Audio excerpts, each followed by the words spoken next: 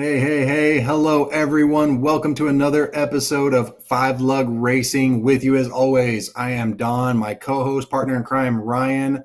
We are going to break down everything from this past weekend's NASCAR racing events, all the way from trucks through Cup. They were at Bristol this past weekend, and we'll jump into a little bit of what went on with Bristol. But guess what? We are in for another treat, another short track. We are headed to Rockingham. I can't wait. Unfortunately, we won't get to see the Cup cars this weekend, but that's okay. We still got trucks and Xfinity running out there, including a very, very special racer that I know a lot of fans are looking forward to. Ryan, how you doing, bud? Let's talk about it, man. Oh, I'm great and happy Easter week or weekend to everybody who celebrates. Yeah, we still get some racing this weekend. No cup, like you said, but that's okay because I know it's only a matter of time till they'll be back here at The Rock. And yeah, I am stoked for Rockingham to be back on a NASCAR schedule. Um, It's been too we got long.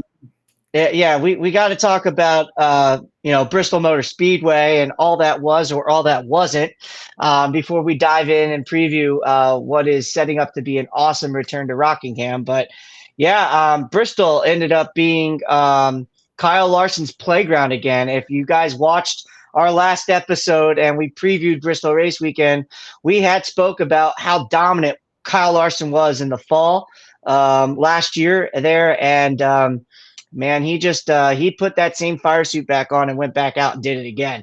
That's exactly what it looked like. He raced in the Xfinity series, and the Xfinity drivers were just saying he flat out embarrassed us. Yeah. It's just And Larson said after the race, I wanted to go embarrass him. So mission accomplished, I guess. yeah. I just wow. I mean, You know? what when the car's that good and the driver's that good, there's just and they fired on all eight. There were no hiccups from the 17 team on Saturday or the 5 team on Sunday. It was just flat out domination. Now Kyle Larson did happen to um, run in the um, this isn't the first time we've seen him do this. We think back to Homestead, and he had a great Homestead weekend, winning 2 out of the 3 races that were run that weekend. He just did it again at Bristol. Guys, Kyle Larson's good at racing. Okay, so yeah, just a little bit, and it's just one of those things. So, Bristol seems to be one of those places he's just dialed in at as a driver. It's a place that he really thoroughly enjoys racing at. And yeah, I mean, it shows on track, especially when Hendrick Motorsports is preparing such good cars for him. Right. It's like taking candy from a baby, it seems like. Um, in the Xfinity race, 2/10 a lap faster than everybody, 2/10 plus faster than everybody, and Cup almost followed suit for a long time until stage 3. Denny Hamlin was able to keep it closer, Right. and the reason that was what we need to talk about next. Because if you guys listening at home or watching at home followed along with what we saw at practice the day before the race versus the day of the race, tires were a big issue and concern Right. up and down pit road for the NASCAR Cup Series um, at Bristol practice, and tires were getting blistered in 30 to 40 laps of running. At so much of a concern that Goodyear brought extra tires down for the race on Sunday and gave the teams an extra set of tires. Um, so we went from potentially having extreme tire fall off to a tire management race, to those tires lasting a lot longer during the race than they did in practice. Now, why is that? The weather. It was about a 40-degree difference in temperature on Saturday versus Sunday.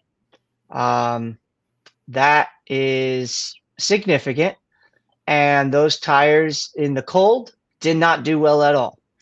And if you recall back to a year ago, spring Bristol race, when those tires were absolutely just falling off the car during the race, and it made for everybody watching at home. It made for an exciting race Yeah, because, you never knew whose tire was going to give out next. yeah, You had guys taking it easy, you had guys going hard. There were spin outs, but there wasn't hard wrecks. Nobody wants to see anybody wreck. But the spin outs, you're like, oh, there goes another driver that possibly had a chance. There goes the tire fall yeah, off was important for the race and the entertainment aspect of it, because it almost leveled the entire field into a situation where take care of your tires, because in 45 laps, you're going to need more. And if you don't come down and get some more, you're going to be about a second and a half, 2 seconds slower than everybody else. So everybody was kind of expecting that similar thing. And then fast forward to Sunday, and tires are lasting 140 laps. There's zero fall off. The time, maybe 2/10, maybe after 100 something laps. That's incredible. What do we do, Ryan? What can we do with these short tracks that would make it better, more entertaining, rather than just being stuck with one tire compound?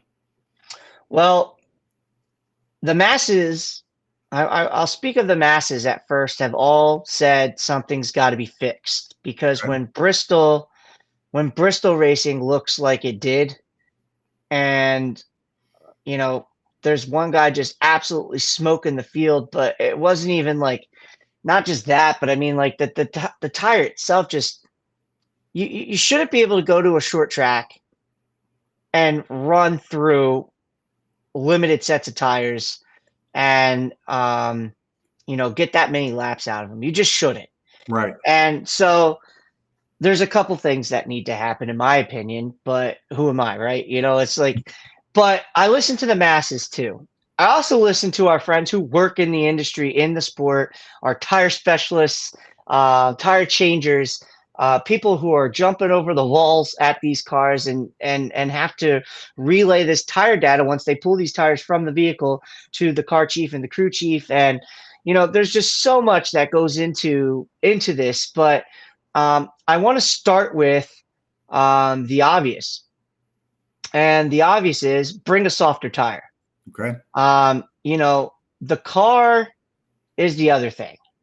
And right now, NASCAR has tweaked here and there, little nuances, but nothing of significant value. Now, some will say give the cars more horsepower. Okay. Well, how Um, does that affect, like, I guess, and I'm sorry to interrupt you, bud, but how does NASCAR approach that? Like, what if they give the cars more horsepower and it doesn't change anything? Then what do we do? It's one of those, it just seems like it's like a stalemate at this point where they make well, cars too equal, I guess. I mean, okay, so the cars are the you know there's a lot that makes these cars run very similar to one another, Right. and in a given race weekend. And without going into those things today, because we're talking about even aerodynamics, right? Yeah, I mean the bodies are cookie cutter for the most part. NASCAR supplying a lot of these parts and pieces for these race teams to build a race car, and there's just so little tolerance anymore for these cars to be manipulated in any way to get a competitive advantage over another, except for engine. Your engine package, your suspension setup has a little bit of room on how you're setting that car up. And your pit team. Yep, your pit crew.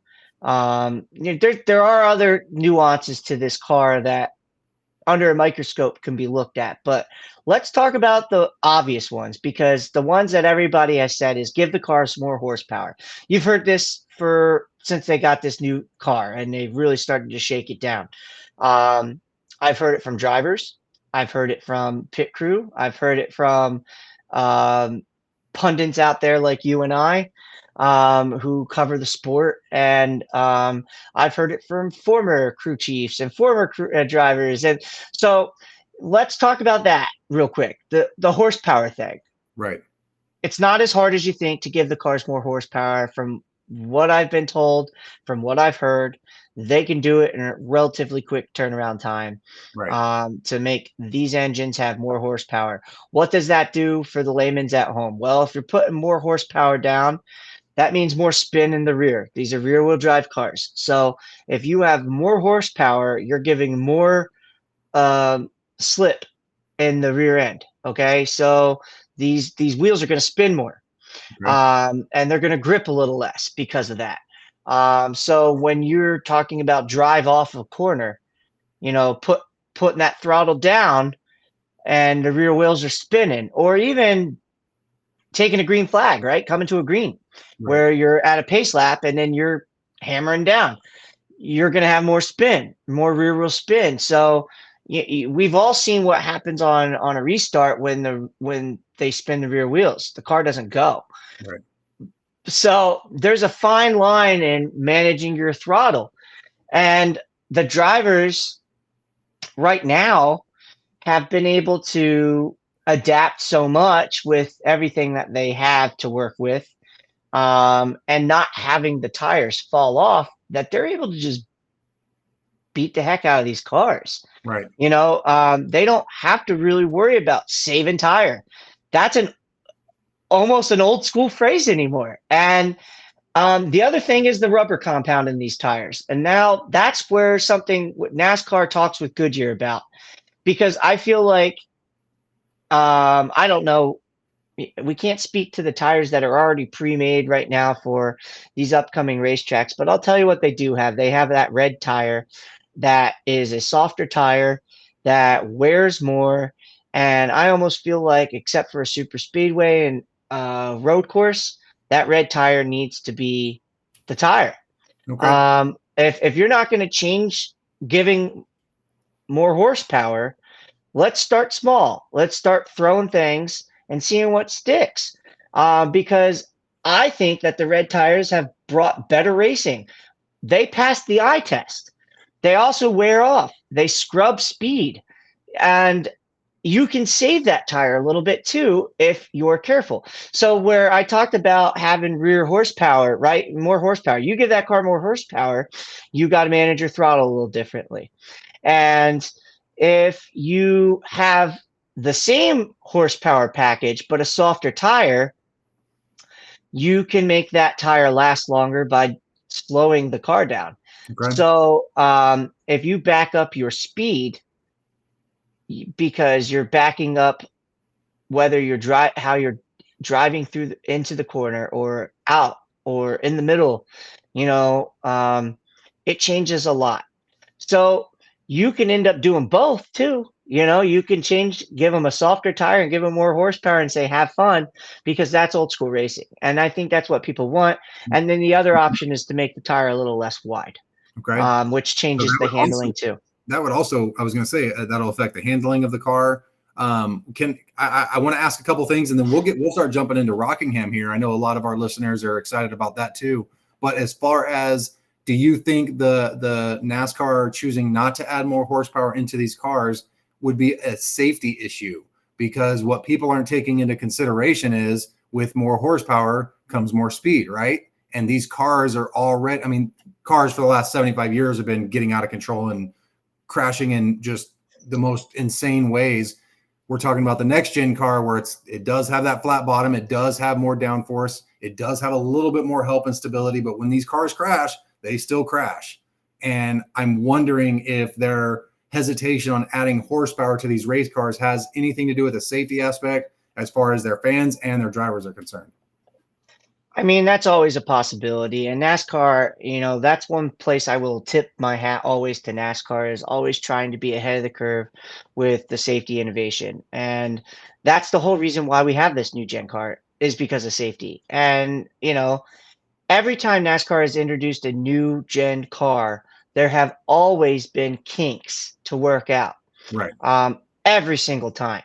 I mean, so, the fans have to adapt, the drivers have to adapt, the teams, the crew chiefs. It's an adaptation for everybody. Right. I've always been a fan of motorsports as long as I can remember. And there, when I got older is when I started to actually understand the mechanics and the operations and the ins and outs of all those nuances that go into it. I'm a motorhead, right? And I worked in the automotive industry, so I understand maybe more than some do. And I am not an expert even still because there is just so much that goes into these vehicles. But yeah, safety is definitely one of the things that has got to been discussed. I'm running out of reasons why they aren't doing it. So I'm trying to narrow it down to why And they. I almost wonder if cost, because these cars were supposed to cost less for these teams too. Right. So I don't know if costs and all these things that NASCAR has talked about with the race teams and when they come out with these cars. But, um, there's variables outside of that we may not know and understand. And eventually NASCAR may open it up and say, okay, we've got enough right with the safety stuff in this car to where we can try to sprinkle back in that horsepower, or where we can play with the tires and make them a little less wide, or I don't know all the answers. And there's you know I've listened and watched other drivers speak of this thing, and they don't even have all the answers. But collectively, I think NASCAR has got to start taking this data that they're getting from SMT and then the feedback from the drivers and put it all together and give us all a product where the drivers are having fun, the fans are over the moon ecstatic about what's going on the track, and let her rip, as they say. But you can start with tires easily. Right. Give them all Make the reds, man. Don't even make the reds the option tire. Make the reds your primaries, and let's get after it, man. Turn them Get loose. give me a tire that falls off, please. Right. Give Give us 'em- something to work with, because when the tire falls off, it affects the handling. And that's where crew chiefs have to earn their money. That's where drivers have to earn their money.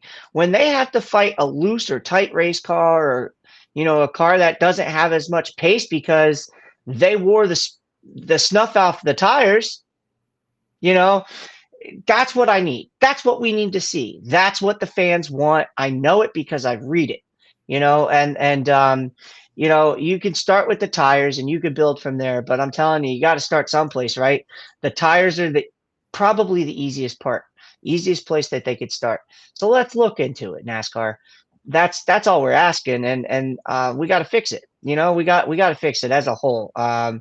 And Yeah, because you don't want a boring Bristol race, and that's what we had, unfortunately. And the Yeah. masses agree. And we'll wait and see what NASCAR does, but I know something's going to change because they want to put people in the seats. Right. That's the bottom line. So Absolutely. It's well said, Ryan. Great insight on that subject altogether. We're going to go ahead and move on from Bristol because we still got trucks and Xfinity getting after it this weekend. Ladies and gentlemen, if you have not heard, I don't know where you've been hiding. NASCAR is headed back to the Rockingham in North Carolina. Ryan, talk to me about it, man. Rockingham, North Carolina. Oh my goodness. I just think back to some of those last races that we had seen at this track and just how great the racing is at Rockingham, North Carolina. Nicknamed the Rock, it is a D-shaped oval, just a smidge over a mile long at 1.017 miles. And one of the reasons why I love Rockingham and love that this track is back on a NASCAR schedule is because this was one of those unique racetracks that is unlike any other on the circuit. Yep. There's a handful of racetracks that are certainly unique to NASCAR, and this is one of them. And the reason why I say that is it is a D-shaped oval, right? If you want to call it an oval, it is an oval. It's just D-shaped configuration. Right. But one of the things that make this track unique is turns 1 and 2 have 22 degrees of banking, while turns 3 and 4 have 25 degrees of banking, and the straights have 8 degrees of banking. Yeah, so a little bit of that, just a little bit of that grade there in the straightaways. You're not home free off that steering wheel when you get out of the turn. Also, when you come out of the turn, it runs downhill a little bit. Yep. It is, so that slope, that the speed that you can carry coming out of the turns, if you hit these turns correctly, is always been fun. And it's one of those momentum tracks too, even though it is an oval, and it's because of how it sets up in those turns. Um, you know, it's been a long time since we've seen racing here, so much so that I had to go back on YouTube, try to watch some races, and some of them weren't even in high definition. Oh yeah, So we're there's screen we're going on.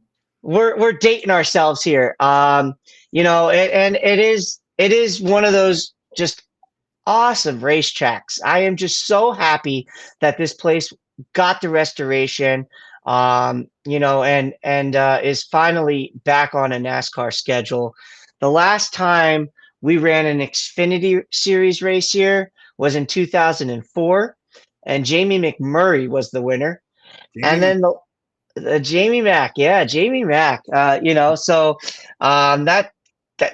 that's a name. He obviously is retired from NASCAR racing and is not a driver in this weekend's field, although he probably wants to be. That inner racer in him. I've just thrown that out there. He probably is. Last time we were here in the Truck Series, who will be running on Friday night, was in 2013. And the guy we just talked about how he whooped on the field in Bristol was the winner in Kyle Larson. Kyle Larson won the last Truck Series race here in 2013. So when he was a young pup. Uh, yeah, regardless of what he's driving and where he's at, Kyle Larson's probably going to have a good chance to win. And there's no reason for anybody to argue that anymore. He's just too good. His cars are too fast. He can drive wherever he wants. It doesn't surprise me that he was the latest winner at this track. Wouldn't be surprised to see him. He's not in the Xfinity race. My goodness.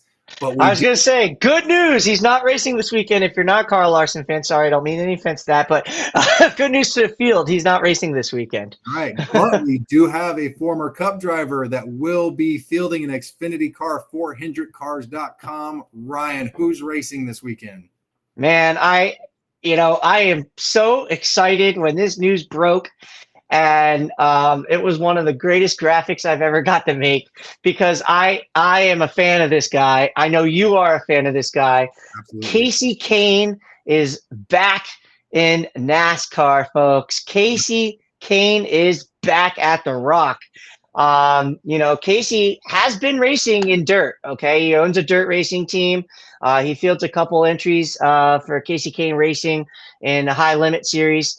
But he is finally dusting off the racing shoes for stock car racing. It's been a long time since he's been in a stock car. Unfortunately, due to health concerns, he had to walk away from it.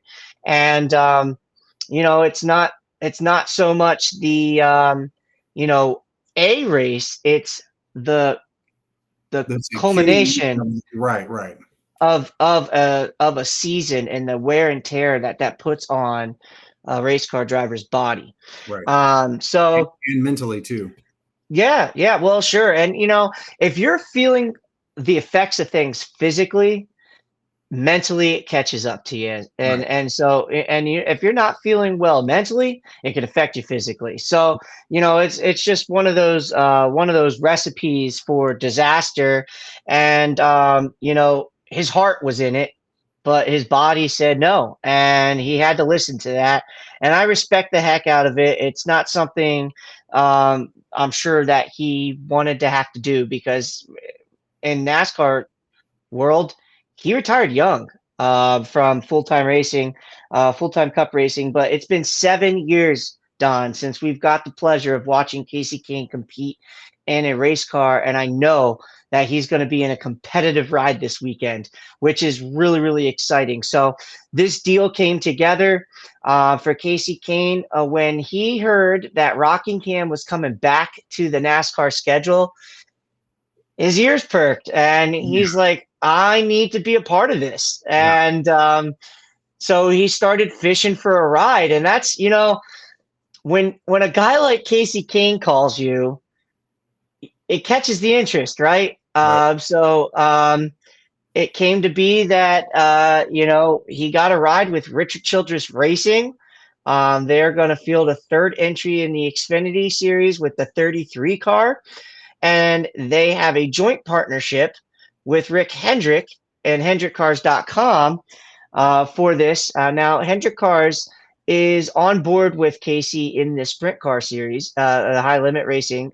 They are one of his sponsors. Right. And if you all listening at home remember, Kasey drove for Rick in the NASCAR Cup Series, got some big wins driving for Rick, winning the Brickyard 400. He won a Coke 600, although he's done that a couple times. He's got a few of those bad boys. Yes. Yeah. But Kasey is a winner in this sport. He still loves racing, and he was in January at the test. He tested this car, so I'm really, really, really excited to see that Kasey is behind the wheel of a stock car again. I hope it's not the last. I hope that he does it, and it's like that racer's addiction where it doesn't scratch that itch just once for him. He needs to come back and hopefully visit us a couple times a year. And even if it's just in the Xfinity series, or if he runs a one-off in the trucks or one-off in the Cup series, man, I'm here for it. Kasey's just such a good driver, such a good guy to have back in the garage area too. He just, a good person. So I'm really, really excited for it. And we made a post about it again today, reminding those who follow us on social media that he is back in the field, because this is exciting. And then I went ahead and aged myself in the comments with a post from 2006 at Pocono Raceway when I had hair on the top of my head, not just here.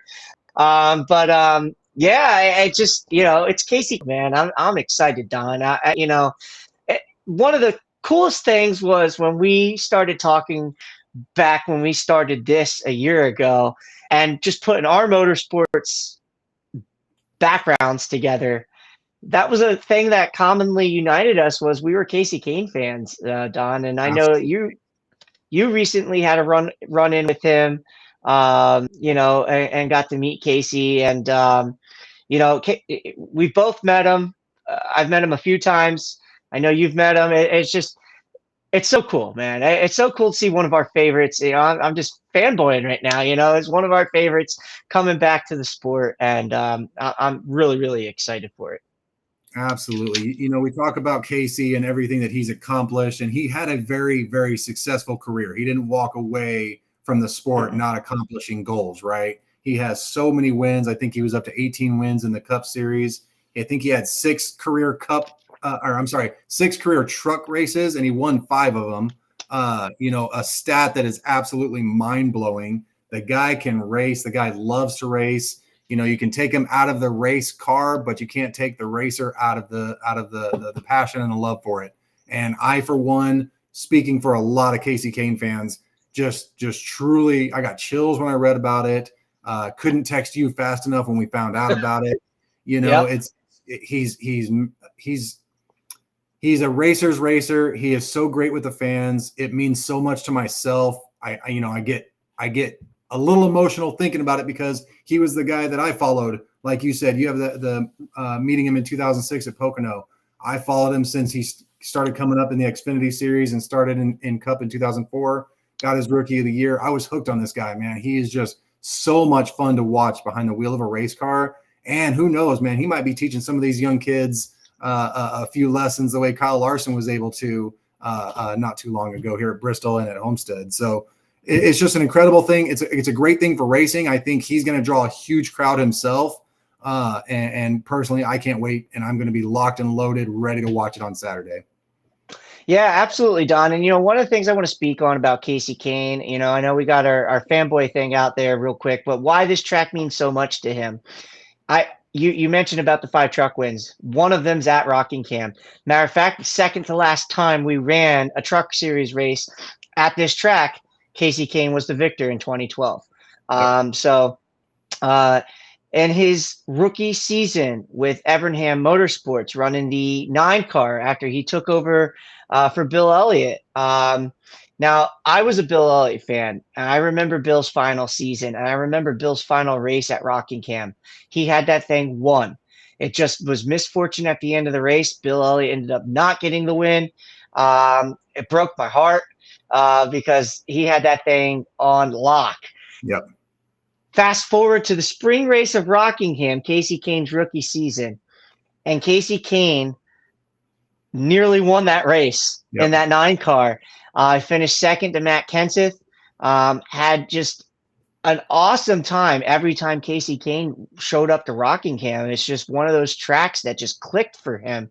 And he never won in the Cup Series here, but it's a track that he always was a threat to win and knows how to find victory lane because, again, he did it in the Truck Series here. And you speak of him teaching some of these younger guys a lesson like Larson did. I want to mention something because this is an important stat. Kasey Kahne is the only driver in the Xfinity field who has competed in a NASCAR race, and I say that NASCAR race at Rockingham. There are some other drivers who have run some late model stuff Okay. at Rockingham, but never in a NASCAR stock car. Okay. So, this Xfinity style car or a truck, Kasey's the only one on the entry list that has done it, except for these test sessions that we have had, but in a race, he's the only one. So it's pretty exciting. And quite honestly, I was kind of surprised some of these other drivers that have the weekend off didn't try to get themselves into this race as well. Right. And I know they'll be tuning in, and I know some of them are probably going to show up at the track. Oh yeah. It's just it's going to be exciting. I want to talk about this track because it is repaved, and even when Kasey Kahne showed up in January to test here, he was shocked that it was repaved. He totally missed the memo on that. This is a repaved track, so this track used to scrub tires, and because of the surface. Right. And tire wear used to always be an issue here. Taking care of your equipment. It was a driver's track. You had to take care of your tires here because they wore out. And not so certain. We'll circle back to that, how that's going to play out this week. But I will tell you this: the speed has not gone away. These cars are bad fast. Now, the 2 sessions that NASCAR has run here, there was a Goodyear tire test in November, right after the regular season ended, right after we crowned champions. The top 3 the top 3 manufacturers, manufacturing teams were selected to run a Goodyear tire test. So in the Xfinity series that we're speaking of, that was the 00, which was in the test piloted not by Cole Custer, but by the guy who was taking over that ride, Sheldon Creed. Right. The 7, your champion for last year, Justin Allgaier was there, and then in the Toyota was the 20 team. The 20 team, the JGR team went down and they tested. So they did the Goodyear tire test. Not much data was released to the general public on that, and that kind of stayed a little bit more close net to the teams. But then they come back down in January, and they had an open session for these race teams to test. Both the Truck Series and the Xfinity Series were down here. Let me tell you something. The Truck Series was ridiculously fast, faster than the Xfinity Series. They barely lifted. They were almost wide open on this track. Raja Karuth was quoted saying, "You have to have some cojones to run here." It barely lifting on Rockingham is just absolutely absurd. It is wild. That is one of the reasons why I'm so much looking forward to seeing these cars down here because of the speeds that they carried. Now, when they came down, Ty Majeski was the fastest. He ran, his top speed was 166.547 miles per hour. That is hauling around a mile track. Yeah. And the next fastest was almost 2 miles per hour slower at Caden Honeycutt, but on lap times was 3/10 of a difference. So, I just want to say that that mile per hour and that 3/10 of a difference is, that's quite a bit. And Yep. then the field was pretty tight from there. The Front Row Motorsports cars, who, by the way, Front Row Motorsports, Chandler Smith, congratulations on your win at Bristol last week. He was one of the faster. Him and his teammate Lane Riggs were almost mirroring each other on lap times. It was like, scary identical how good those two trucks were, Yep. and how close they were on lap times with one another. Tricon Garage had some good fast laps with Corey Heim. Rajah Caruth was fast.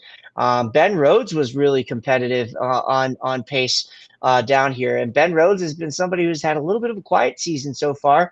Maybe he shows up to Rockingham and has something to say with his truck. But yeah, I'm really, really excited to see how these trucks race here because and how they practice here when it's warmer. And I want to circle back to that in just a second when I talk about the Xfinity cars that came down here. And I said that the Xfinity cars were faster. I'm sorry, were slower than the trucks. How much slower? The fastest lap turned by an Xfinity car was 4 miles per hour slower than the trucks. Wow. Um, yeah, that's quite a bit. The lap times, really, it's it comes to be about 6/10, 7/10 of a lap difference. Okay. So yeah, I mean, a truck would beat an Xfinity car in a race down here, Can we seemingly. attribute to weight of vehicle? Do you think that has a lot to do with the fact that they're able to get around a little bit quicker? It's a couple things. I believe it's the actual setups that the trucks are able to put on and the bodies that the trucks have Okay. play a factor into this. Aerodynamics and suspension is 100% playing a factor in how much speed the trucks are able to carry into these things because we all know engine builders are going to build engines, right? They're going to put out the horsepower and such. But it's the package. Absolutely, it's the package, and these trucks are in some advantage in some ways where they can play with the body a little bit and change or tweak a few things here and there that the Xfinity cars and the Cup cars do not have anymore. So, Right. but yeah, and another thing I want to point out is that the fastest Xfinity car isn't even on the entry list this weekend, and that was the 17 Hendrick Motorsports car that they field. And Corey Day was the driver down here in January. I could not find, and Don, we talked about this pre-show. We couldn't find any data to support why Corey Day is not on the entry list in the Xfinity Series this weekend. He will be competing in the Truck Series, Right. which he tested in that too. So, like, I don't know why Hendrick Motorsports decided not to field the car. The only assumptions that are floating around is that it had to do with the partnership that they put together with the 33 and Kasey Kahne. And if they're given the full backing and he has backing between notes between Hendrick Motorsports and Richard Childress Racing, well, then, folks, Kasey Kahne is going to have a fun weekend. He'll have a competitive car. And I'm excited for it. Looking at the qualifying order, we know Kasey Kahne's going to have a fast car, but he's at a little bit of a disadvantage when it comes to qualifying because of the driver matrix and the matrix that NASCAR uses to determine qualifying order. He'll be the second car out in qualifying. So, he's in Group 1 and he's going out second. So, Send it. Just send it. yeah, just send it, man. I still think he'll be able to put down a lap good enough to qualify well. How well, we don't know yet, and we'll have to wait and see how practice plays out. But it's certainly going to be interesting. But we do know from going out here on certain tracks, going out early is not always a good thing. So, we talked about these test times though, and how fast they were. Uh, Look at the time of the year that they did it, Don. November and January. It's cold. Cool. It's cold. It's cooler. Well, we look at the forecast for this weekend, and we could see a 40-degree difference between when they did those tire tests Scrap the news. um, and now. So yeah, I mean, some data will apply, but some will not. So now, for anybody who's been following Five Lug Racing for a while, a good friend of the show, somebody who is an over-the-wall crew member. He works for RCR now, and works on Sundays with the 8 team and Kyle Busch. He's a front changer there. He will be changing the front tires on the Kasey Kahne 33 machine this weekend. His name's Shane Papala, and I'll give a shout out, hello to Shane. Yeah, Shane. Uh, and we appreciate him chatting with us a little bit behind the scenes before this show. Just gave us a quote or two, something we can take to you guys this weekend. So I want to throw that out there, that he believes tire wear may not be, I'm going to read the quote verbatim. I think tire wear may be a non-factor, but won't know for certain till after practice. I think track position will be everything. And then when also looking into, talking about the temperature differences and what that data is going to bring for the race, he says, I mean, when they tested it was 40 degrees. Now it's going to be high 80s. Lots can change. Yep. So, we're going to have to take a wait and see approach. So tune into practice. The practice is going to happen for the Xfinity series on Friday. And then they'll get to qualify and race on Saturday. And then we also, got a whole lot of truck action going on Friday as well. So make sure you tune in. And, I'm here for it. I can't wait to see it. And we're going to see what happens. I do want to say this too. I asked Shane how he felt about going into the weekend. He did say it's going to be tough to beat those, Xfinity regulars. No, Kasey is an extremely good talent, but it's been a long time since he's competed in these cars, and lots have changed.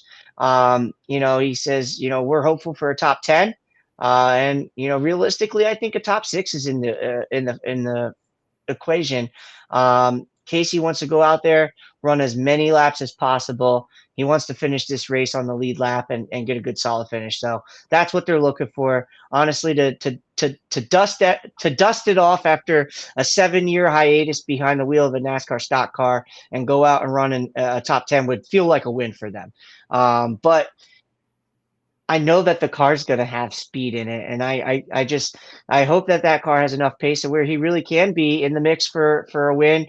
I think it would be exciting for that NASCAR fan base and everybody watching there at Rockingham. By the way, it is sold out, folks, and there's just limited tickets available for the truck race, but the Xfinity show is sold out. So sellout crowd, they're going to get to see quite the show. They get to see a fan favorite back in the field. I'm excited for it. I hope he does well. I'm excited to see how the rest of the field shakes down for the Xfinity series. I know in the testing sessions, the Haas team stacks up really well here. The junior motorsports cars were extremely fast. So again, we just got to wait and see how it all plays out. That 40-degree difference is the absolute wild card.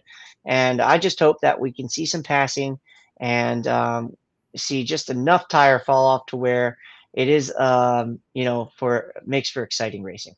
Absolutely. Absolutely. It's going to be a great weekend of racing. I'm glad we've got Sunday off to enjoy. These seasons get long, and I know a lot of the guys that we've had the pleasure of having on the show are excited to have Sunday off. A few of them, that's going to be their last Sunday off until November. So right. It is a long, grueling season. Really excited, obviously, to see Kasey Kahne jump back into a stock car and just put on a little bit of a show for everyone. Who knows, man? That guy could be really fast. I mean, we're talking about he hasn't raced a Cup car since 2017, but even in my personal opinion, I feel like the 2017 Cup car was eerily similar to some of the Xfinity cars back then. So maybe Kasey won't be at too much of a disadvantage getting into an Xfinity car when he doesn't have, a much of a difference of experience in the next gen where he hasn't sat in that car, and it goes back to the Gen 6 car in the Cup Series. So who knows? Maybe that'll play into his favor. I'm excited. Weather looks great. It's going to be toasty, y'all. Wear your sunscreen if you're headed out there, man. I know I'm going to need it here in a couple months when we boogie up to Pocono. I'm really excited for that one. But yeah, man, Rockingham's on the docket, and we are excited for it. From everybody here at 5 Lug Racing, thank you so much for hanging out with us, and we'll catch you guys on the next one. Y'all take care.